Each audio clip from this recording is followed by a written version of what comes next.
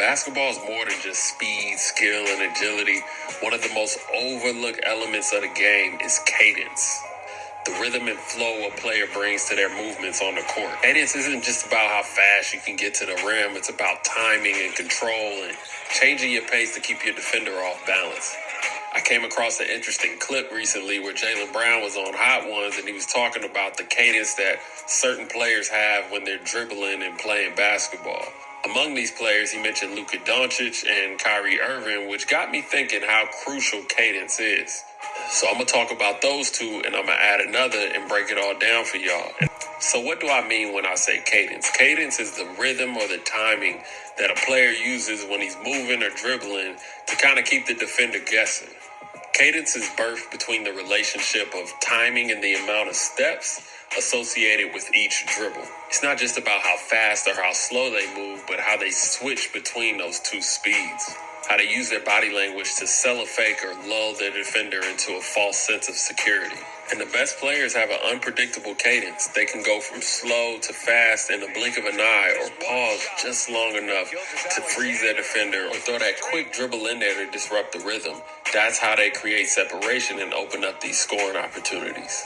Let's listen to Jaylen describe it in his words. Yeah, being an elite defender, you got to study guys' rhythm. It's a rhythm and a cadence to somehow people play. So like if you see like certain guys, they play to a certain beat, to a certain cadence, they play a certain style.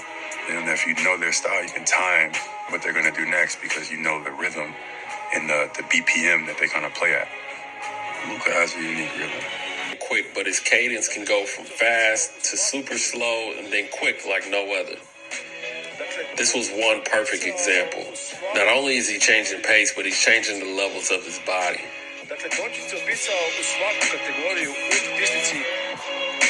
I explained this one before, but watch how he throws that extra dribble right after he plants his left foot to step back. That extra dribble changes his rhythm and gives him more space to step back and get the shot off. Looking at Luka today, if anything, he's gotten better with his cadence. Like Jaylen said, he's playing so slow at times, it almost makes you feel uncomfortable because you don't want to guess wrong, and at the same time, he's reading every movement that you're making. Pace isn't only off the dribble either. You could also have pace with pivots. Let's go back to these last two plays. Another thing I like to point out is how much space he creates on the step back and on the pivots. Really tough to recover.